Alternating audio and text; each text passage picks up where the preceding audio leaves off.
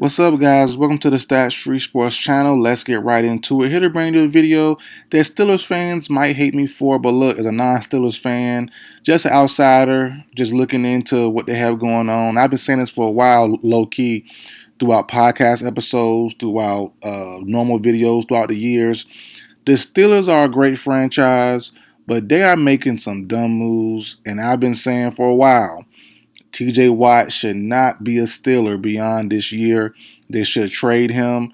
Most likely they won't. Art Rooney II came out in January and said it's unlikely that he'll be moved.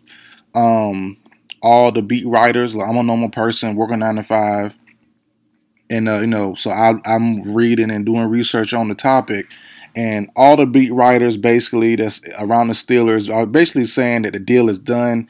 The only hiccup may be either guaranteed money or years. He might want a longer contract or more guaranteed money. But I've been saying for a while, man, Watt is a heck of a player, obviously. And as a kid, I felt like how some of y'all might feel about, oh, he's talking crazy, loyalty, staying with the same team, all that good stuff.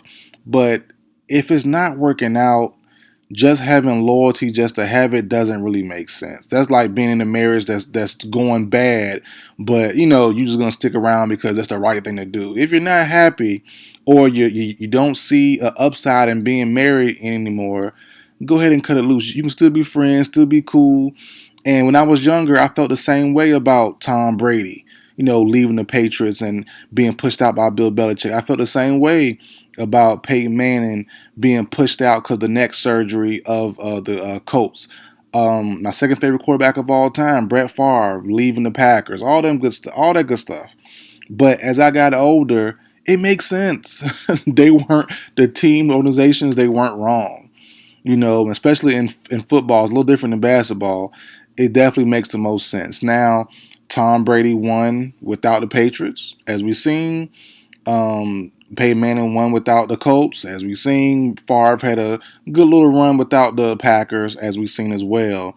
But forever in history, they will be like, no matter what happens, and speaking of Tom and Peyton, they both won rings without their current, without their former team, with and without. But they will forever be synonymous with their first team. Peyton Manning is a Colt in all our memories. Tom Brady the same. He is a Patriot in all our memories. And I feel the same way about Watt. Apply that same logic here.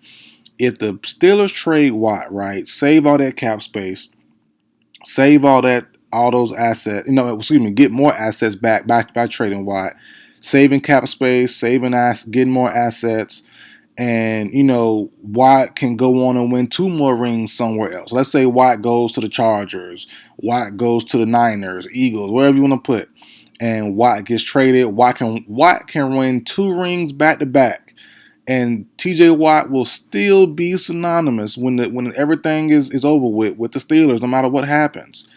And that's the thing to me that if the Steelers keep Watt, which they probably will, pay him a heck of a contract. They have the seventh most cap space going into this year with $32 million. That's the estimated amount they have currently. Paying him a lot of that money, and you brought in Aaron Rodgers on his little 1-year deal. Like, what do you expect to do with TJ Watt?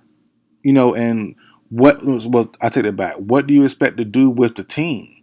The team hasn't won with Watt. So what's going to be different this year? Aaron Rodgers on a 1-year deal who looks a shell of himself? Like, you know what I'm saying? The timeline for having Watt and having a big name, big play, a big high paid player like him right now doesn't make sense.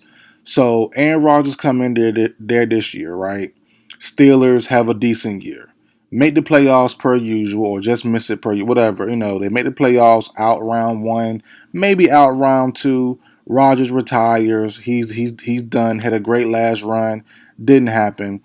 They didn't win. Cool. Now you bring in a rookie. You bring in Sellers. You bring in Cade Klubnik. Whoever you want to bring in, Drew Aller, and they're a rookie fresh out of college. You're not going to be in competing condition to win a title. You can't bank on them being C.J. Stroud. You can't bank on that rookie being Jaden Daniels. And even if they can be, they still won't be. You still won't be in the Super Bowl most likely because those guys didn't either. You know what I'm saying? So it's like they made a good run. Daniels and Stroud did, but they didn't get there ultimately either. So you're even wasting another year. Not wasting, but you're just you're just well, shoot. It is wasting. You're just wasting your time. You're paying them this money this year or next year. You pay them in a big contract just to have them be 33 years old, 32 years old with a rookie quarterback that can't win that year either. Boom, go next year. Go next year. He still won't be ready. So having TJ Watt does what for the Steelers? It doesn't make sense to me timeline wise. Send him to a contender, get some great assets back, player picks, whatever you want to do. King's ransom. But you gotta think too. Watt is getting up there in age. And to be honest, to be frank, Watt is always hurt towards the end of the season, always. And look, it might not show on the record book because he does play and try to play and make an impact and come back but at the end of the season, he's always like on the brink of breaking down.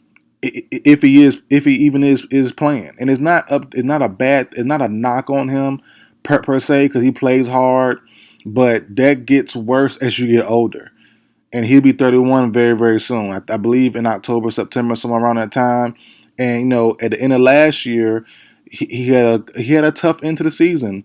Finished with 11 and a half sacks, but he got those early on. And I want to say the last 5 games, including the playoffs, last 4 games, something like that, he had no sacks. So it's like, I don't really know what you do with that. A guy who at the end of the season last year struggled, and then you have, always banged up, always, injured towards the end of the season, and he's getting older on top of that and making big, big, big bucks. I just wouldn't do it. And for me, and on this channel, if you're a follower of this channel, then you would know, I'm feeling like Watt is the upgraded version, but in the same tier, not same tier, but he's like the upgraded version of Joey Bosa. Like how I felt about Bosa, I wouldn't touch Bosa at all. I would cut him and see what happens. And these guys, these teams trusting Bosa, these fans won't enjoy Bosa. I never understood it. And Watt, who is the as people say, he's the dollar store version, he's the light version. Watt is the upgraded version from Joey Bosa, but it's kind of in the same vein. Watt will give you his all when he's available, but at the same time, he's gonna get banged up. And same for Joey Bosa. Went to the Bills, signed to the Bills, and he's out until training camp already. It's like the season didn't even really start yet, and you're already banged up and hurt.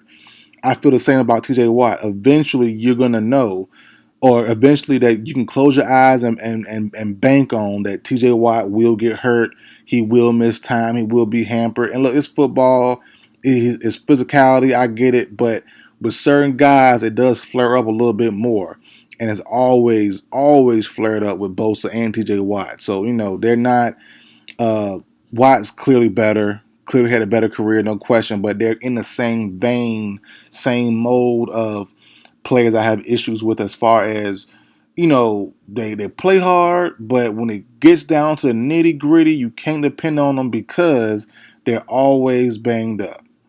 They're being hampered by a shoulder, hampered by an elbow, hammy, knee, something. It's like, man, those guys work their butt off. They train their butt off. It's like I said, there's no shot at them. It sounds like a shot, but it's not. But all that to say, to wrap everything up, the Steelers are fools if they do pay him. I get the loyalty, the Dame Dillard, all that stuff, loyal to the soil. But you see what happened to Dame. Dame left. You know what I mean? It's like, and look what happened to Dame in his career. Went to the wrong team. He went to the Bucks. Now torn Achilles, missed another year. He should have went a couple years earlier and went where he could control his destination. So and that's just.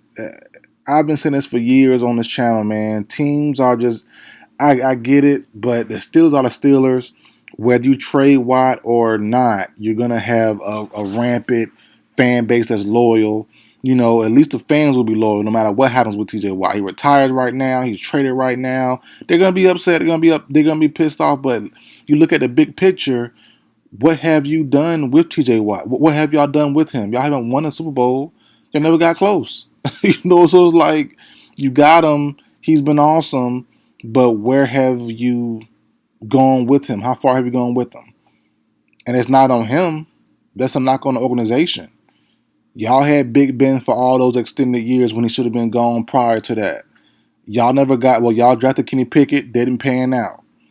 Y'all got y'all got Rodgers now. You had Russell and Justin Fields last year. So it's like y'all picked wrong. Y'all quarterback has always been or usually is the worst part of the offense or the team in general that kind of holds the team back, and you still going the old veteran route. Rodgers will most likely not lead this team to the Super Bowl. So that means you're going to pay Watt a huge contract with a rookie quarterback going into be 32 years old, and he's often injured. That just doesn't make sense. It truly doesn't. But let some fans tell it. It's about being loyal. You're paying him for his past work. Yada yada yada. Man, I'm trying to win. If I'm trying to win right now, currently, forget about that loyal to the soil stuff. Let's trade him for some assets. Let's get some young. Let's plan for the future. Let him win now. Send him to where he want to go. He'll give you a list of 5 teams. Whoever got the best offer, and who also know who he likes the most. I guess some combination of that, some balance of that wins, and then he moves on. Hopefully he can win, and the Steelers fans will root for him wherever he goes, unless it's a division rival, obviously. And then you have the Steelers getting back assets, hopefully good assets for a guy like TJ Watt, and they can build on the future because you're just wasting each other's time. Watt stays, big contract, eating up a nice amount of cap space, and then you have going nowhere with Aaron Rodgers, rookie quarterback next year, hopefully, because they still might go a Kirk Cousins or some crazy 1-year veteran deal again. So that's just me. I can go on a rant for days about this. I've been saying it for a while. I've been saying fire Mike Tomlin, try something new, but hey, Steelers fans don't want to hear that mess. But this one had to come out today. It had to. I've been sitting on it for so long. Had to share my thoughts about this. I think Watt should be traded. He probably won't be, obviously. Going off Art Rooney the second words, and how the team, uh, you know, uh, the staff, not staff members, but the people around the team saying the deal is almost done, basically just waiting on certain things to iron out. I think that the contract extension will be coming soon, but I'm as a non-Steelers fan, I'm all against it. I would say for the betterment of the team, for the betterment of the franchise, you should trade Watt at the trade deadline, and maybe even now, better really, but the trade deadline and get the best assets possible. That's me personally, but hey, it is what it is, man. That's it for the video, guys. Like, share, comment, subscribe. I'll see you guys next time.